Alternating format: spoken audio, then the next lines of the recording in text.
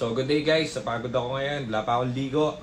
Good morning, sumaglit lang ako dito sa shop kasi meron tayong gusto kong makita kung all goods na yung Fiesta na i-release for today. Ibabiyahe yon sa Baguio mamaya or tomorrow yat. Hindi, Monday pala sila sir. So, ayan, i-release ngayon yon kasi pinahiram namin si sir ng MG kasi OFW yun sila sir eh. So, diretso sila pagdating dito, pagkadating nila rito, pagkabalik nila rito sa airport, diretso na agad sila rito to pay yung unit nila. Ang in-order kasi nila is yung Fiesta na white. Papakita ko sa inyo. Ito yung in-order nila. Pakita ko sa inyo. So, dito kasi sa shop, transparent kami. So, binablog-vlog ko lang kung ano yung mga nangyayari sa shop. Update ko para ma-update kayo, di ba? As viewers and buyers. So, ayan, wala lang makina yung puti. So, ito kasi, sablay ito, i-release na to that day sana kila sir.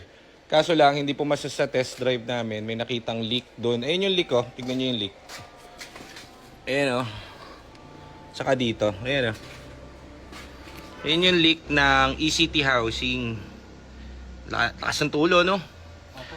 So, yung ECT housing dito, guys, pag yan pumatak yung tubig dyan, kahit maliit lang na leak, pumupunta yan dito sa transmission. Kaya, nagkakalawang yung transmission. So, wag nyo hayaan na merong ang tawag dito, leak ang ECT housing nyo. Ngayon, syempre, nabili namin to sa first owner. Di naman namin alam kung ano ang talagang history nito. Malalaman lang natin yun pag na-test drive na at pag may nakita tayong problema. So, nakita natin yung problema, hindi namin bebenta yan. Ang gagawin namin is i-refresh yan. Napaganda pa nga kasi itong unit na to, pag natapos to, palit to ng bagong transmission. Kaya nakababa na rin yung hinapo na pala. So, baba na yung engine nito, isa kababa na for machine shop. Meron siyang umangat ng onti yung head niya due to overheat dahil nga nagdilik ito. So, X yun pag gano'n, hindi natin re-release yan. So, inofera natin sila ma'am kasi nga kailangan nila ng kotse. Fiesta pa rin talaga ang hanap nila. Ay, may bagong dating tayo. Fiesta na sedan, no? Kahapon, yung nirelease natin, nasa summer na yata sila. Summer late. Salamat po, sir, ma'am. Yung bumili sa atin kahapon is nasa serbisyo.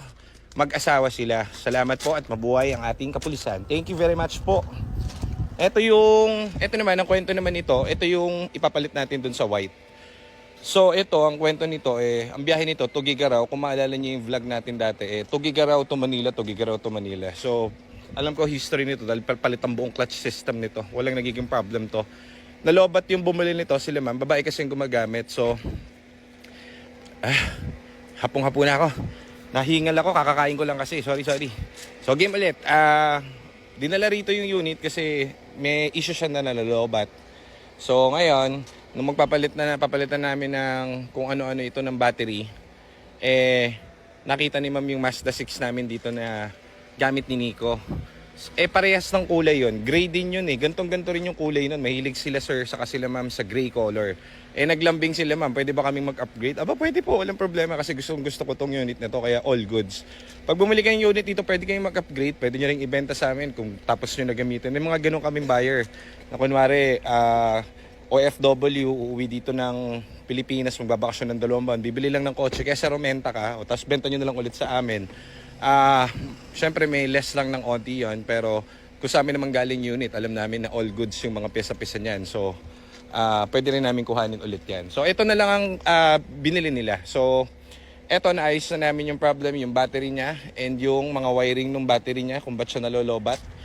Naging problem naman ito is, di ba nalobat siya? Nung nalobat siya, syempre yung user, yung gumagamit, tinry i-start yung push button. Ang nangyari, pumalya yung fuel pump. So, bumili kami ng bagong fuel pump. 1 click na lang ito ngayon. So, yan. Pwede nating release. So, magkikita si Aljon Boy, pati si Sir Samoa. I-deliver niya ngayon itong unit today. So, napakaganda na. Napaka-cleaning na rin ito and everything. 1 click na to, John. Sige nga. Upuan mo nga. Gulong na ito, bago, 4. Actually, gusto ko, sayang. Kaya ako kinuulit to kasi patatago ko. Ang gandang display kasi rito nito eh. Kaso lang, yun nga, may problem yung white natin. So hindi natin pwedeng i-release yung white doon, yung color white. Okay, sige. One click ha. Gusto ko one click. Okay. Start. Yung. Parang 2 clicks yun ah. Patay mo ulit. Pahiya ako dun ah. Game. Yung. Di pala pinindot masyado. So, 1 click na ulit siya. Ang pinalitan natin dito. Ano kagaya pinalitan? Water pump. Ang water pump. Ay, Fuel pump. Fuel pump pala. Fuel pump. Kagabi, pinalitan natin. Water pump ang boots eh. So, all goods. Walang error. I-release na natin to for today. So, ngayon, dumaan ako ng shop para dito. Para iikot muna ulit to. Para ma-clear ko kung all goods. Kung clear na to, all goods, di padiretso ko na ng MOA to. Okay, so yun lang guys, ang update natin.